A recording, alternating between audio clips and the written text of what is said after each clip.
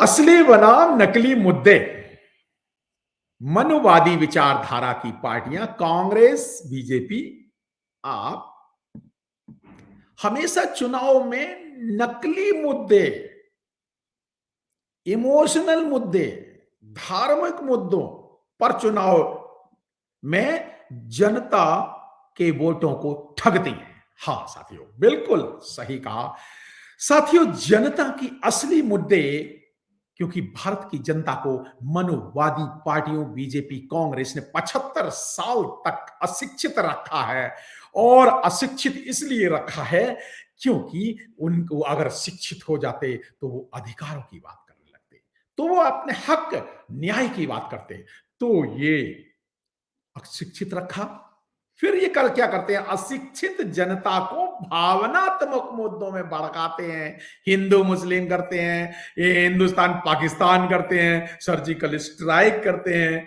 और कभी कभी अभी आजकल अभी योगी और मोदी की सभाओं में उपयोगी और अनुपयोगी का कहानी चल रही है। आजकल प्रधानमंत्री तक किस तरह की शर्म आनी चाहिए कि इस तरह के भावना तो उपयोगी, ये क्या है भाई उपयोगी?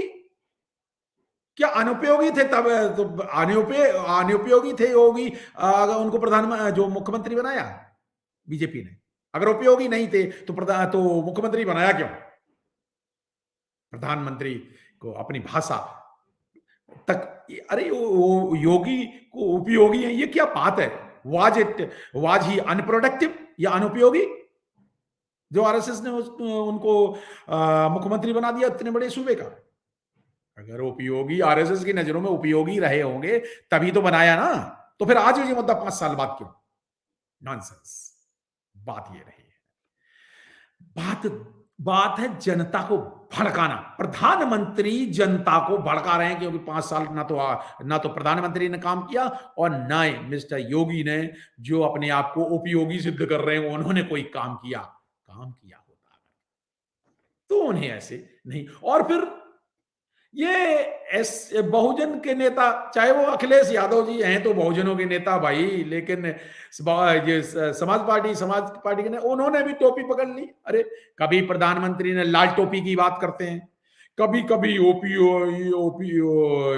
उपयोगी अनुपयोगी की बात करते हैं, कभी हिंदू मुस्लिम की बात करते हैं, कभी पाकिस्तान और सर्जिकल स्ट्राइक। ये कोई मुद्दे हैं? प्रधानमंत्री लाल टोपी की बात करते हैं।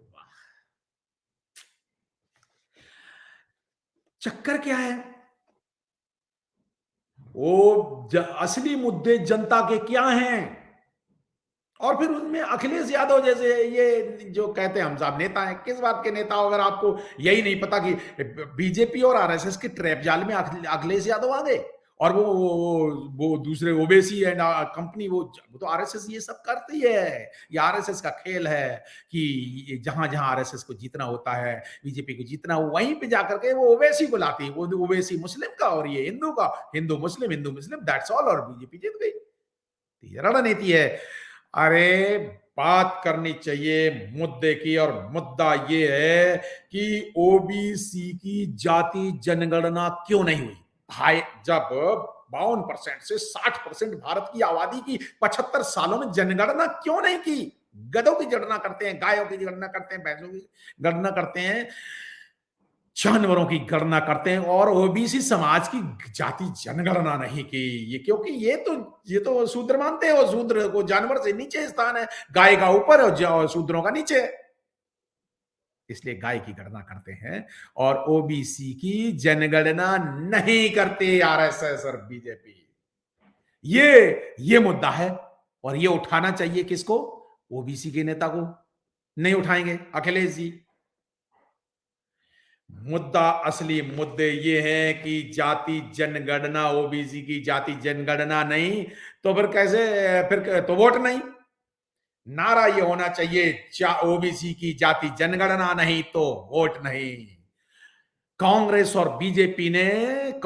बीजेपी ने 75 साल तक ओबीसी की जनगणना नहीं की, उनके अधिकारों का हनन किया।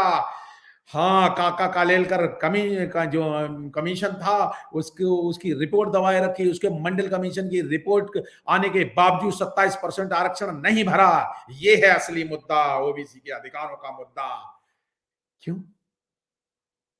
ये असली मुद्दा, इस पे आओ, बीजेपी लड़ ले इलेक्शन, कांग्रेस लड़ ले, नहीं, कांग्रेस की प्रियंका गांधी नारियों को अधिकार दिलाएंगे।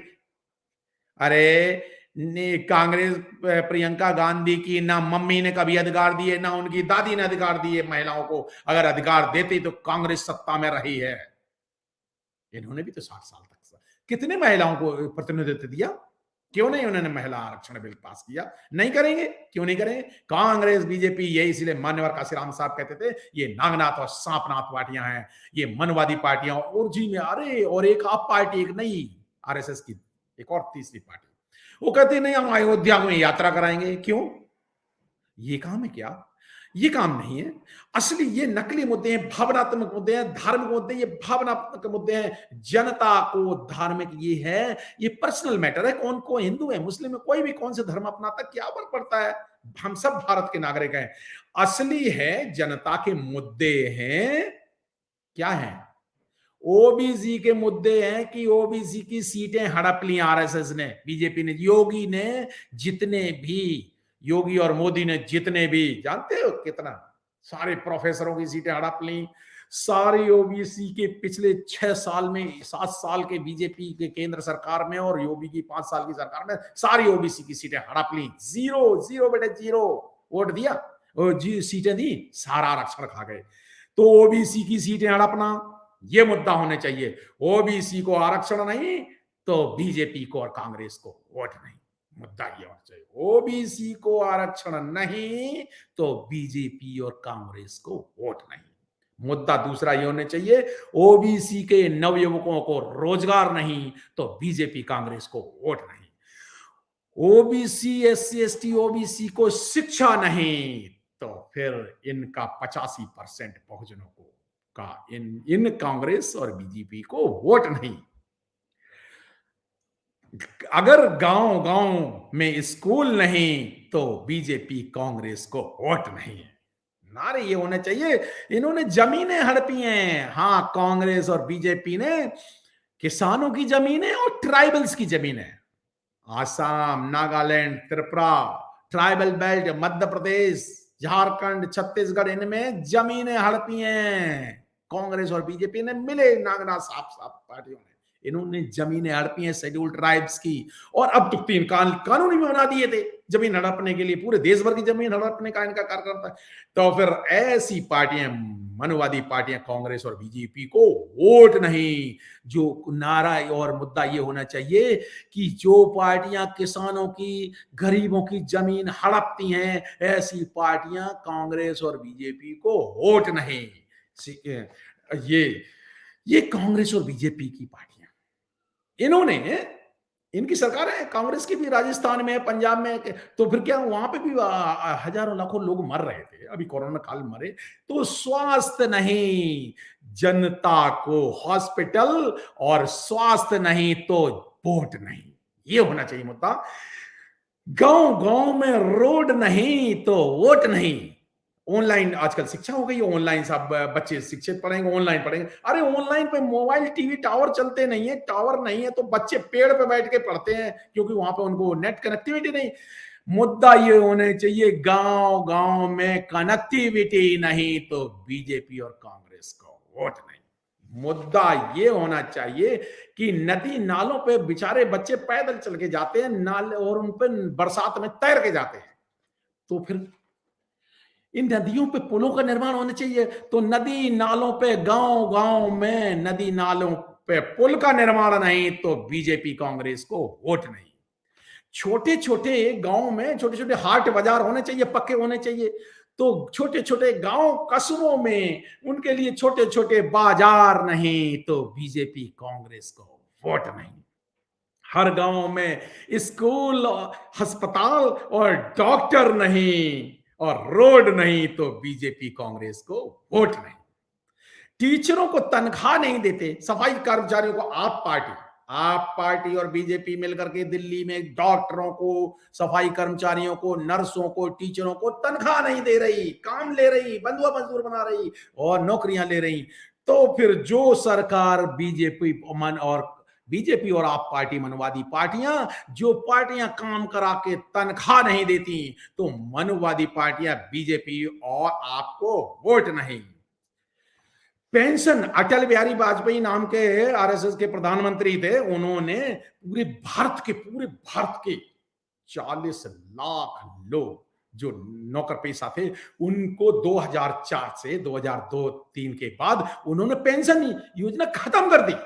पेंशन योजना खत्म कर दी, परमानेंट पेंशन। नेताओं की तो पेंशन होती 5 साल में खुद बन जाते, और ये जो 40 साल तक काम करते, 35 साल तक काम करते, उनकी सरकारी पेंशन खत्म कर दी। तो जिन पार्टी, कांग्रेस और बीजेपी ने पेंशन खत्म कर दी है, पेंशन खत्म करने वाली पार्टियों को वोट नहीं।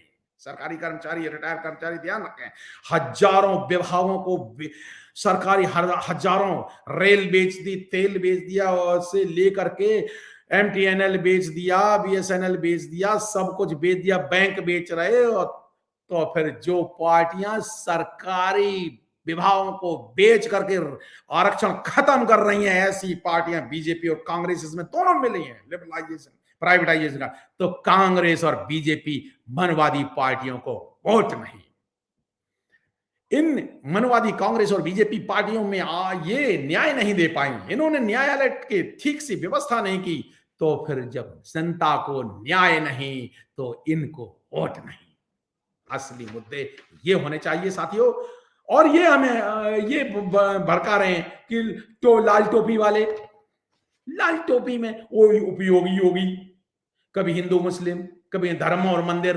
अरे मंदिर में क्या रोजगार मिलता है क्या साथियों? असली मुद्दे जनता के गायब कर देते हैं, भावनात्मक मुद्दों में भड़काते हैं, जनता की वोट लूट लेते हैं। साथियों, अगर ये वीडियो आपको अच्छा लगा तो फिर भेज दीजिए ना उत्तर प्रदेश के 24 करोड़ लोगों को, और इनको सत्ता से बाहर करो, मनवादियों को। एक भी वोट मत देना।